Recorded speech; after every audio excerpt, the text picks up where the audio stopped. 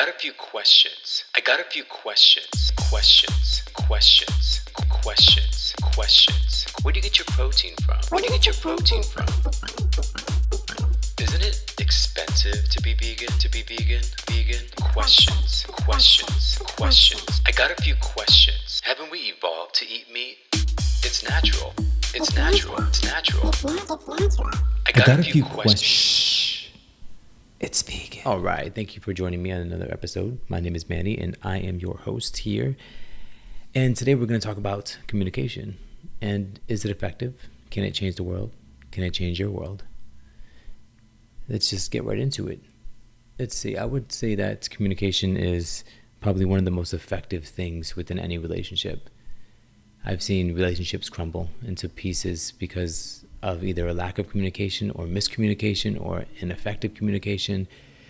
And I've seen relationships flourish with effective communication and really pushing the envelope on what communication looks like, because we're raised in an environment where we're only taught to communicate with the people closest to us.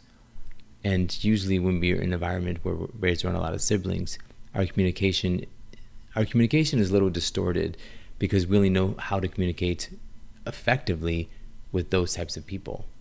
Now, that's not saying that there's not a lot of miscommunication within family dynamics, because there definitely is. However, I would suggest that we get our communication skills from our upbringing.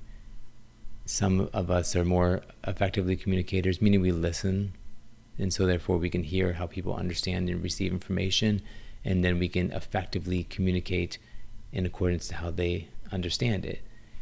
And then there's others who just communicate according to how they receive information themselves, and their information when they're communicating is always falling on deaf ears or met with a lot of confusion. And when the other person isn't an effective communicator and they're receiving information from you and you're trying to explain something to them and it falls on deaf ears, it can lead to a lot of agitation from your end and a lot of assumptions from their end as to what you meant.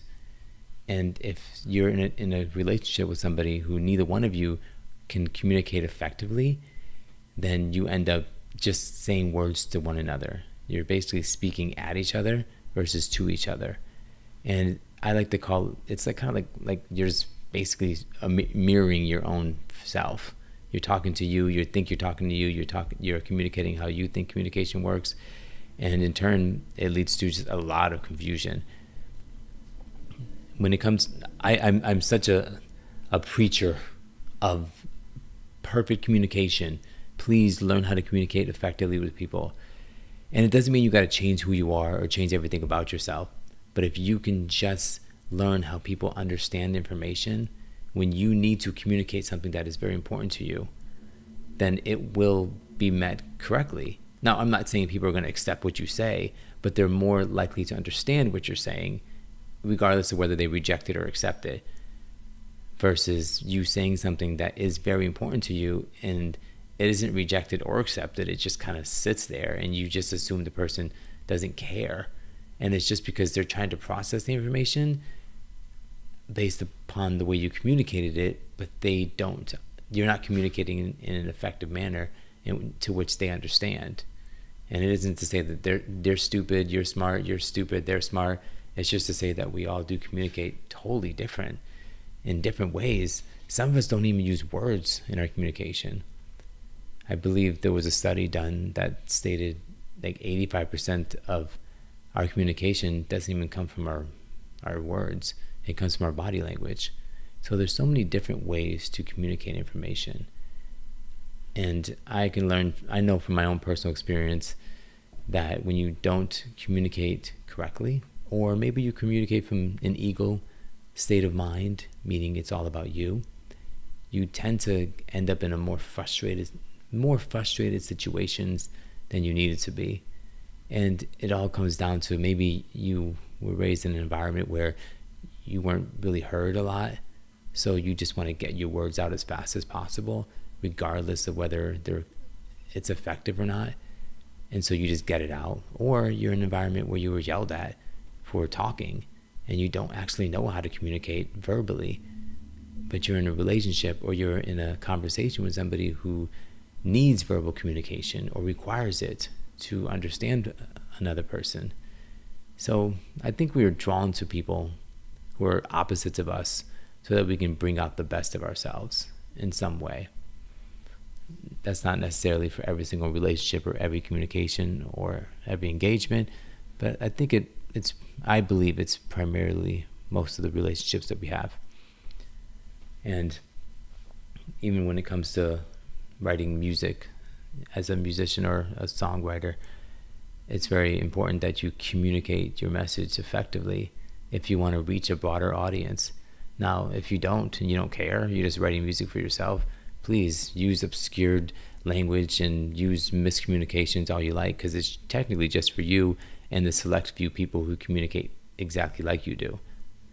And therefore, then your mission is accomplished. But if you have something to say and you do believe it will be effective to a large dynamic group of people, then it's best that we learn how to effectively communicate our message. That way it can be reached on a larger scale. But that's just like reaching for the stars kind of idea. But when it comes to your home base and you're just communicating with your spouse or your significant other or your kids, it's so important that you understand them.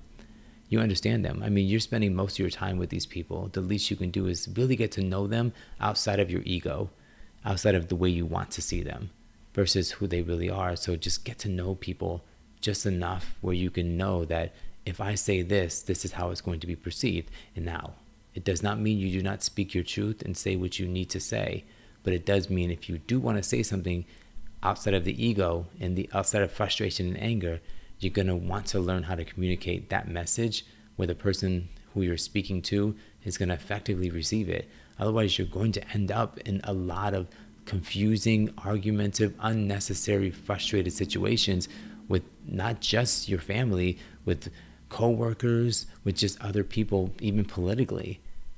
I mean, we can even talk politically for just a quick moment. The reason why we're in this political climate that we're in now is because of the ineffective communication. It's all over the place. The person who communicates the most information is not really concerned about whether it's being received. They just want to get the message out there. And what that does, it leads to a lot of confusion and frustration. And when it's brought to said person's attention, it's met with anger and frustration back. And therefore, you can tell it comes from a place of ego, because it wasn't really about communicating an effective message that might help and aid and assist. It was actually just for the person's own self-interest. And so we can take that into our own homes and say, am I trying to tell you this because I want it to be effective? Or am I telling you this because I am going to gain only me? I'm going to gain from this. And if you truly believe that you're there to help another person, then you will find a way to communicate effectively with them. And if you're not, that's fine. Just, it's important to be honest with yourself. And then that's where communicating with yourself is important. And the only way you can communicate with yourself is only through honesty. Like, you can start to begin to write down how you feel and why you're doing the things you're doing. Are you doing this because you're angry? Are you doing this because you're happy? Are you doing this because you love it? Do you feel obligated? And that's how you communicate with yourself. And then you get to know yourself a lot better. And when you do have those conversations externally with other people, then you will begin to understand where the intent is coming from. I'm gonna see if I can give you an example.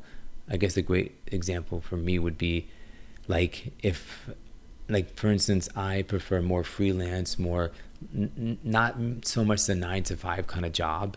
So if I were to take a 9-to-5 job, under the understanding that I'm only taking it because I'm scared of not having any money, or because I'm scared of being homeless, or because I'm scared of going after my goals, or whatever the fear is, then if I go looking for a job with that understanding, it clears up a lot of miscommunication with myself. And therefore, when I'm having a conversation with my spouse and he says, why did you go out and get this job? I don't have to go into attack mode and defense mode. I can say it's because I'm scared of XYZ. But on the flip side, if I don't admit to myself or communicate effectively to myself that why I'm doing the things I'm doing, when that person brings it up to me, it's only going to trigger my ego. It's only going to trigger this pain inside me because I really don't want to admit to myself why I'm doing something. And therefore the intent isn't being recognized. And the intent was that I was scared, or I was concerned that I wasn't going to be able to accomplish my goals or my dreams or whatever the case may be.